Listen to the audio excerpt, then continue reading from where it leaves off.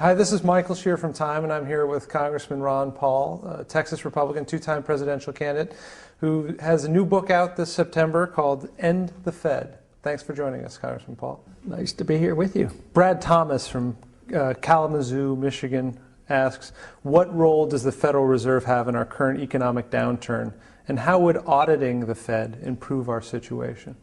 Well, the Federal Reserve is the key element in the formation of financial bubbles. The Federal Reserve is the culprit, and if we could get an audit, we could reveal exactly what they do, because they deal in trillions of dollars of extending loans to special interests, special banks, special corporations. They make deals with other central banks and other governments of the world. So they're a government unto themselves, and they print their own money. So if people have any concern whatsoever about the business cycle and serious financial problems that we have, that we're in the midst of, and now we're facing a dollar crisis, they have to know about what the Federal Reserve is doing, how it operates, and then we can get to the bottom of all our financial troubles that we have. Do you think you were treated fairly by the mainstream media during the 2008 presidential primaries? Well, I know if you'd ask my supporters that question, then you'd get a pretty strong answer. I guess it wasn't too shocking to me because I expected it. I really don't think I have gotten a fair shake over 30 years. But in spite of it all, I was very pleased. You know, even though I didn't get much time in the debates and not much attention during the campaign. We had a rally in Philadelphia. We had 5,000 people early in the campaign, got zero coverage. So, no, but all in all, a tremendous amount of people were able to hear the message. It got on the internet and YouTube, and right now, if the three majors or the five majors don't give you much coverage, it's not as relevant. All you have to do is have a message that touches on the issues that the people care about, and evidently the people will listen and respond. Why do you support the decriminalization of marijuana? Why support the criminalization of marijuana is the better question.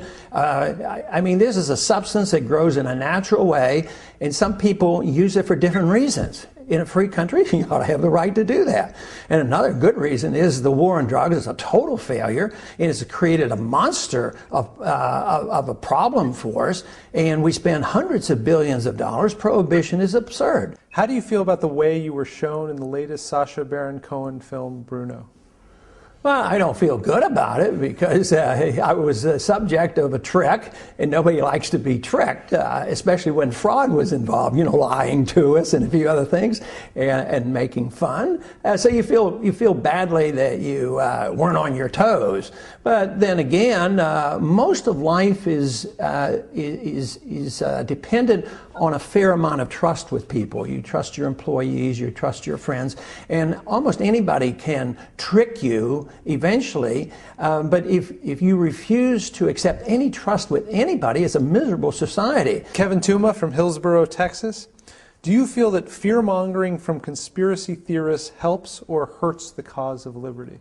Well, it depends. You know, if there is a true conspiracy, that's a plan behind the scenes. You could call the Federal Reserve a conspiracy because they're conspiring to, you know, run the whole economy secretly. So I would say that's a pretty good conspiracy we ought to understand and we ought to look into. I think there's a conspiracy of bad ideas, and I'd like to participate in the conspiracy of some good ideas. So I conspire all the time.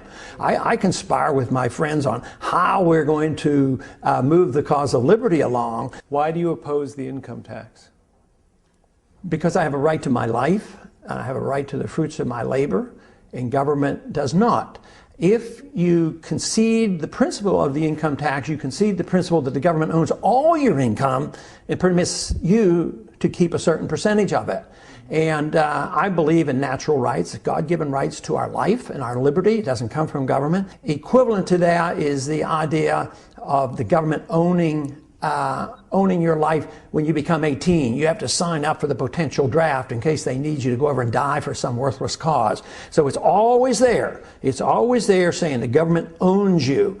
This to me is very clear in the income tax. I just think that someday we won't have an income tax because when the dollar crashes, the system won't function and it's going to be so much chaos that people probably just won't bother sending anything in. What do you make of President Obama's approach to Iraq and Afghanistan now that he's been in office? Every bit as bad as the last administration, maybe even worse, because he's not getting out of Iraq. That's a pretense. And he's expanding rapidly what's happening in Afghanistan.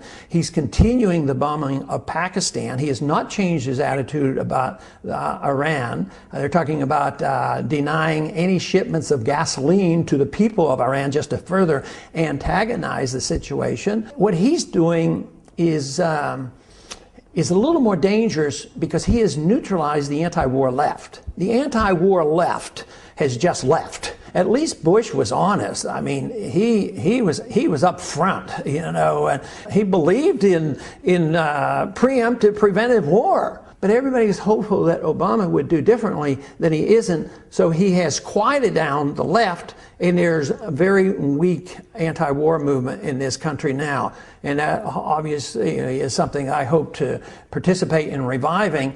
And it has to be coming from the old right as well as true progressives who believe that all this warmongering and killing makes no sense whatsoever.